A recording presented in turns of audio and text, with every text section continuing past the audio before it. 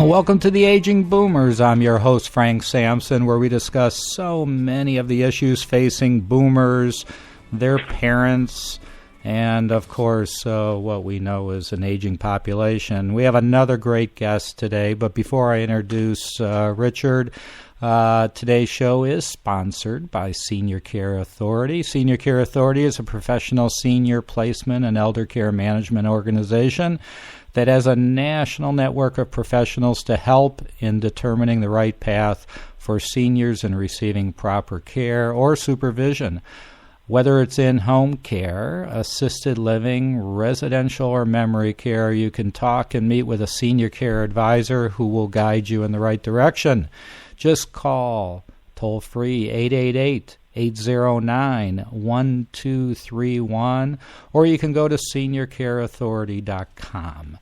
And I'm very excited, as I usually am, about our guests because we only choose the best guests. So I'm always excited. But I'd like to introduce Richard Forhez.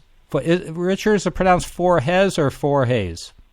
No, you've got it correctly there. Forhez. Okay. So Richard Forhez, he, interestingly enough, left the technology industry as a marketing professional with more than 25 years of experience in marketing and business management, including several startups. Richard launched and now manages OptionOne Care at Home, a company that provides non-medical in-home care for seniors throughout the Bay Area. And Richard, welcome to the Aging Boomers. Thanks for joining us. Thanks for having me, Frank. Yeah, it's great to have you. So I got to ask, my first question for you, just, based on your background, what led you into coming from, the technology industry? And I guess you were with PayPal, is that right? That was the most recent. Job that I had. Correct. Yeah. So then you moved, from that side of the business for more than 25 years to starting up an in-home care agency. And I'm always curious what leads people to move in that direction. So tell us a little bit about that. Frank, I get asked this question all the time. It comes up over and over. In reality, I started working back in the early 1980s for a software company in the mailroom, and I worked my way through junior marketing and into sales. And from sales, I went into marketing only, and from marketing technology, I went into marketing consumer financial services and was a consultant for American Express for a number of years in New York and Germany. And then from there, went on to work at PayPal. And so all of this experience really, it was one job to another, but each change in my career represented a pretty significant shift from sales to marketing, from technology to consumer financial services, and so on. But the consistency, the underlying thread really was thinking and strategy and challenge. From a personal life philosophy, I tend to just do what I like, and I do what makes me happy. And what I found at the end of all of this work, from the early 80s to probably whatever it was, 08 or 09 when I left PayPal, was the common thread was that I had a lot of fun and a lot of challenge. I picked up a great deal of skills across a broad area, from simple tools like Excel and the rest of the Microsoft Office and so on, to higher level skills like just being able to think and strategize and solve problems.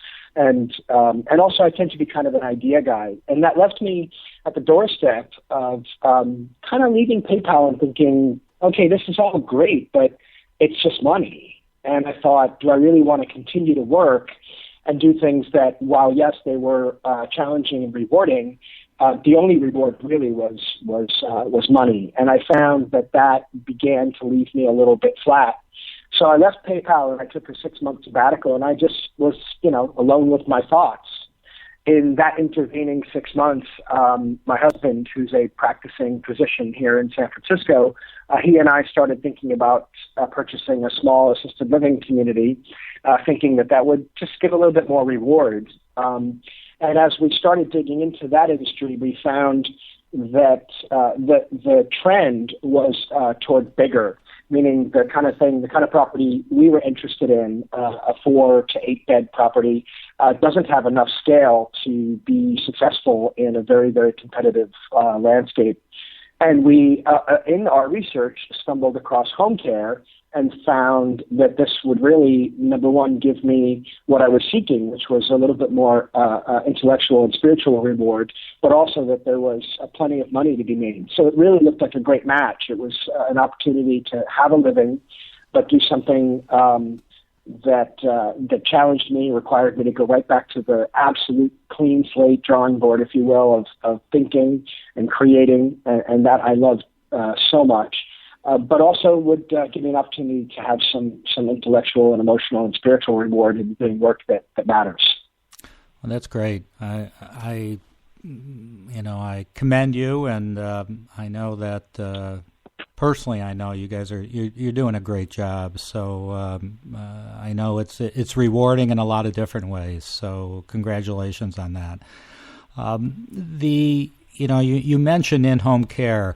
In-home care not that long ago was a pretty unique, business. It still is unique, but there's a far greater, there's a lot more competition, a lot more companies doing this. There's individual caregivers. And so when you say in-home care, I think most people, they're not thinking in-home care and, there's a bunch of different options in in-home care. But there really are. I mean, I know you specialize in a certain segment of that industry. So, if you could you maybe explain to our listeners and go over the various types of services someone could receive, relative to in-home care? Sure, Frank.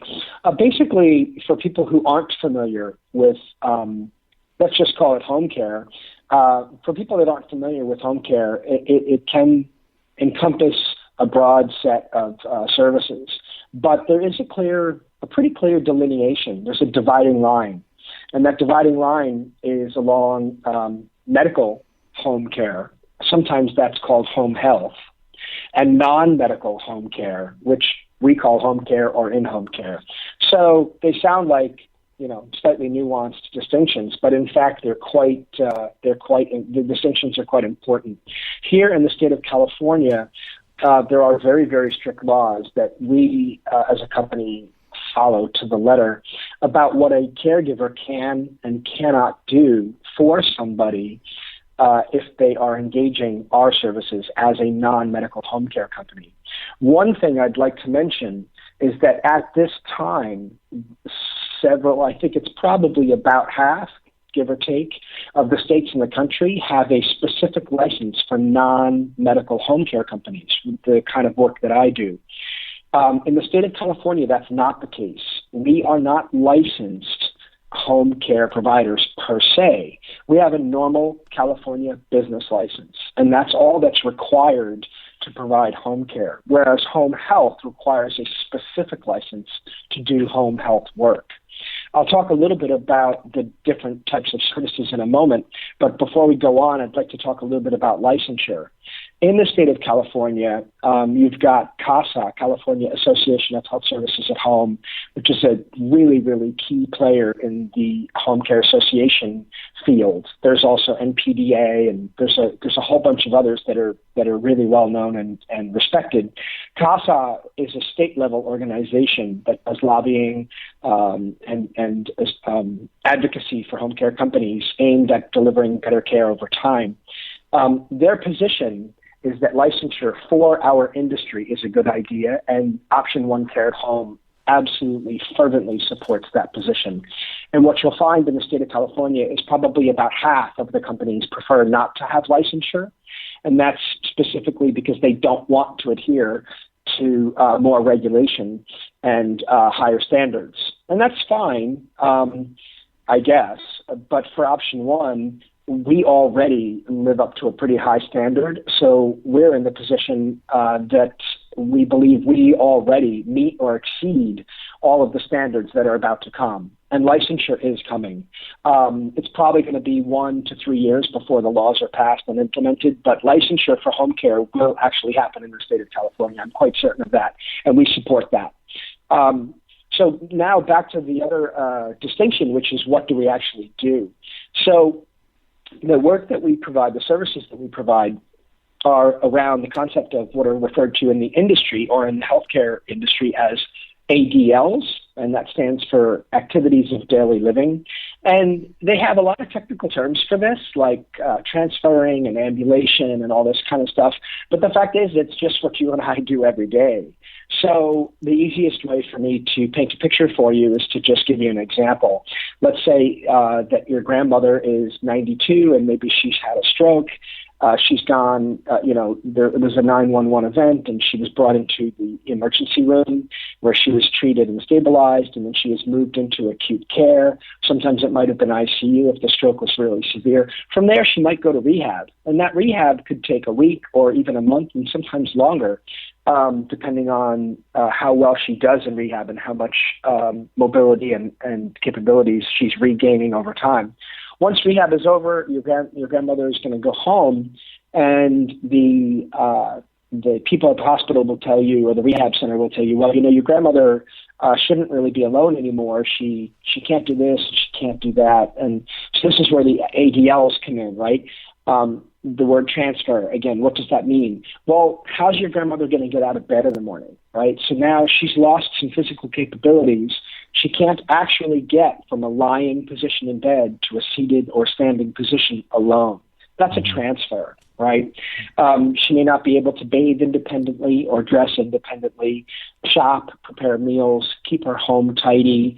All of these things are ADLs. They're activities of daily living. And as I said earlier, it's the kind of stuff you and I take for granted. We do it every single minute of our lives.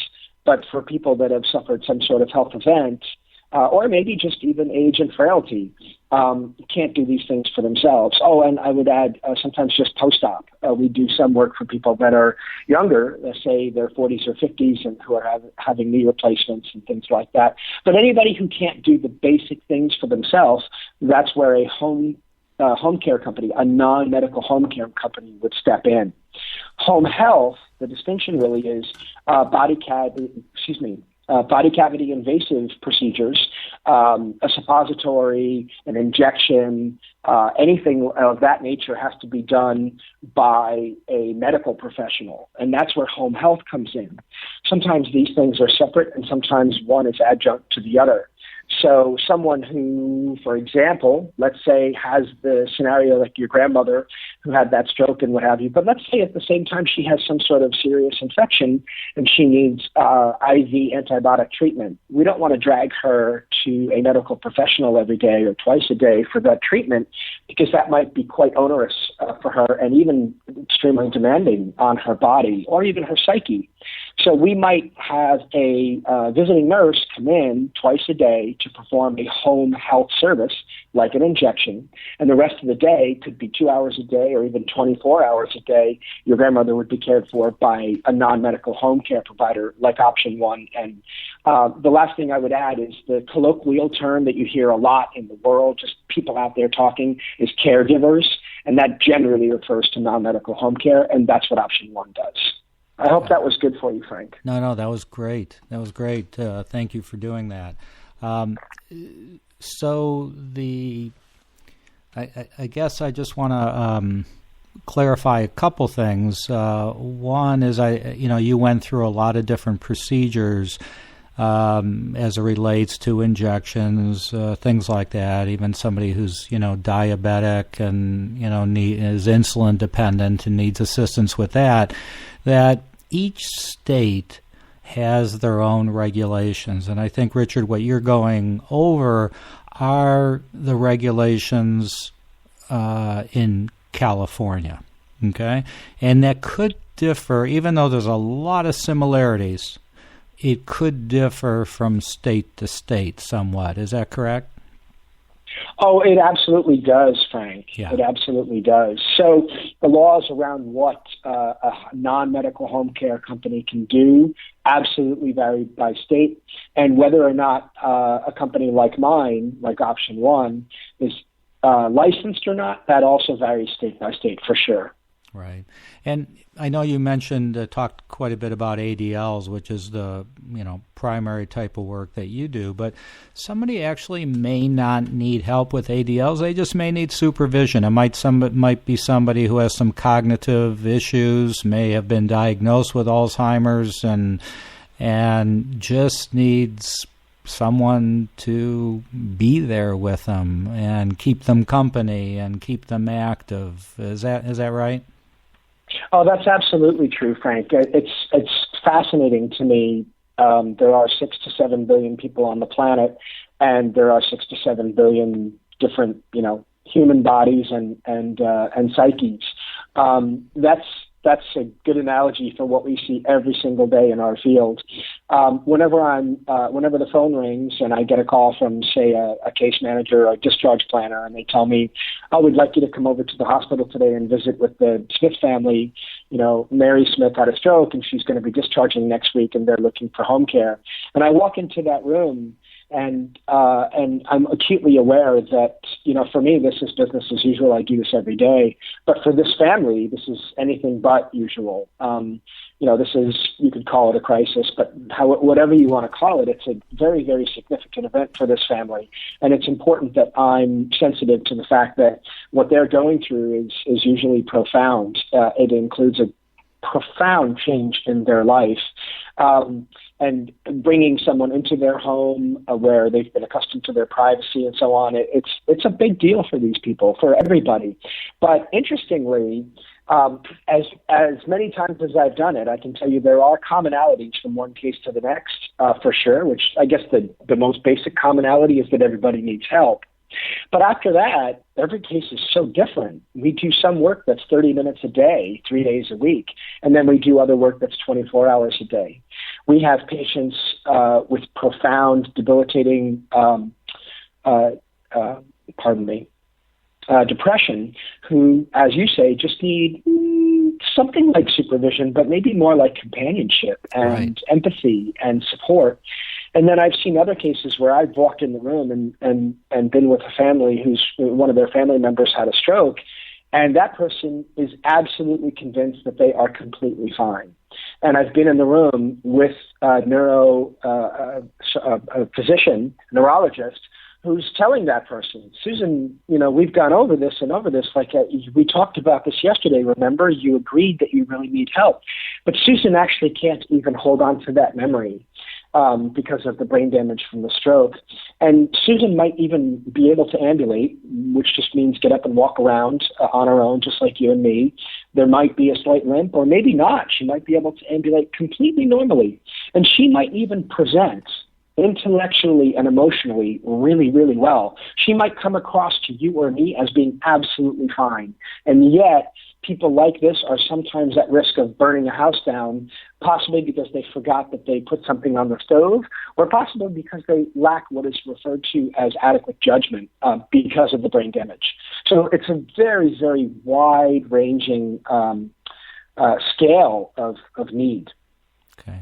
So I'd like to talk about costs. I mean, people are probably, listening to this going, what a wonderful service. And it is. It's an absolutely wonderful service. But in-home care, in most cases, not in every case, and we don't have to necessarily get into the specifics of when it could be covered, but in most cases, it's private pay. Okay? And right.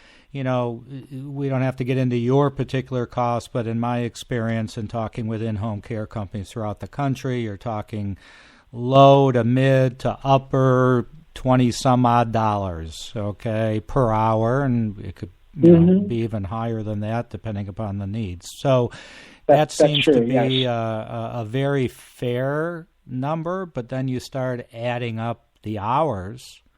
And especially someone that is, looking for, 24-hour care, or needs 24-hour care, you could be, you're talking into the, 5 figures per month. Not everybody has that kind of money. So I guess what I want to, talk about, I think one of the possible cost-cutting measures is families that may be looking to hire a caregiver privately, directly, without an agency like yourselves involved, okay? Yeah, sure. And just like there's pros and cons to everything, okay? Yep. Yeah, they might be able to find it for less, but I want to make sure that our, those that are listening, they understand the pros and cons of both. So maybe you could help explain that a little bit. I sure can, Frank. Here's the thing, okay? If you take a look, and I'll talk about California because and more specifically probably the Bay Area because it's the market I understand the best, obviously. If you look at the Bay Area, you're correct. Services like ours, they can be as low cost as $13 an hour, probably up to, I've heard $35 to $50 an hour on the very, very high end for, concierge care with someone with profound requirements, really significant requirements, like maybe coupled mental health challenges with physical demands. So that's the range. Option one is, the way I talk about it when I speak with clientele, is we are, I would refer to us as moderately priced for the top 25% of providers.